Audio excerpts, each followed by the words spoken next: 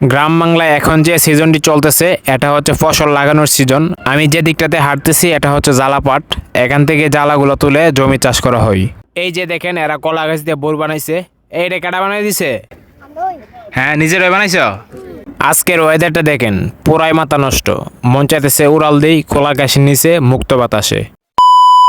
Hello everyone, আসসালামু আলাইকুম। Welcome to my new another blog video. অনেকদিন ধরে দেশ ও প্রবাস থেকে সকলে বলতেছিল একটি গ্রামীণ ব্লগ দেওয়ার জন্য, তাই বাসা থেকে বের হয়ে গেলাম একটি গ্রামীণ ব্লগ রেডি করার জন্য। আজকের ভিডিওটি পুরোটি দেখবেন এবং পারলে সবার মাঝে ছড়িয়ে দিবেন। আপনাদেরকে ভালো ভিডিও ফুটেজ উপহার দেওয়ার জন্য রওনা দিলাম বিন্নিঘাট এবং শ্রীনগরের দিকে। ওই দিকটাতে গ্রাম বাংলার পরিবেশটা খুবই সুন্দর। প্রথমেই আপনাদেরকে বলছিলাম যে গ্রাম বাংলায় এখন যে সিজনটি চলতেছে এটা হচ্ছে ফসল লাগানোর সিজন।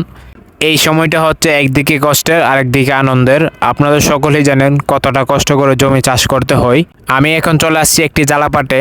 এই জালাগুলো উঠিয়ে জমিতে নিয়ে রোপণ করা হয়। যেহেতু গ্রাম বাংলাতে এই সময়টা ছিল কাজের, তাই সবাই সবার মতো করে কাজ করতেছিল। কেউ জমিতে হাল চাষ করতেছিল এবং কেউ জমি প্রস্তুত করতেছে লাগানোর জন্য, এবং কেউ জমি রোপণ করতেছে ভালো ফসলের আশায়। এই হলো বর্তমান পরিস্থিতি গ্রাম বাংলার। শ্রীনগর গ্রামের এই জায়গাটি খুবই সুন্দর। এই জায়গাটির প্রশংসা না করলে নয়। এই জায়গার গাছগুলো ছাতার মতন দাঁড়িয়ে রয়েছে। আসলে খুবই সুন্দর এই জায়গাটি। আমি হাঁটতে হাঁটতে চলে আসলাম আরেকটি দিকে। এখানে এসে পেয়ে গেলাম গ্রাম বাংলার ঐতিহ্যের আরেকটি জিনিস। এগুলো প্রথমে ছিল পাট গাছ, তারপরে পানিতে ভিজিয়ে রেখে এগুলো থেকে পাটগুলোকে আলাদা করে এগুলোকে লাকড়ি হিসেবে ব্যবহৃত করা হবে। আপনারা তো সকলেই জানেন পাট হচ্ছে বাংলাদেশের ঐতিহ্যবাহী অর্থকারী ফসল, যাহা বাংলাদেশের অর্থনীতিকে 10% পর্যন্ত ভূমিকা রাখে। তারপরে চলে আসলাম শ্রীনগরের ঐতিহ্যবাহী তুলা গাছের নিচে। এখানে অনেকটা সময় রেস্ট করলাম। তারপরে চলে আসলাম তিতাস নদীর পাড়ে।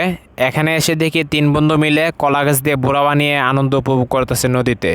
আসল কথা হচ্ছে আমি যেভাবে আপনাদেরকে ভিডিওর মাধ্যমে তুলে ধরলাম গ্রামীণ জীবনটাকে, গ্রামীণ জীবনটা কিন্তু মোটেও এতটা সহজ না।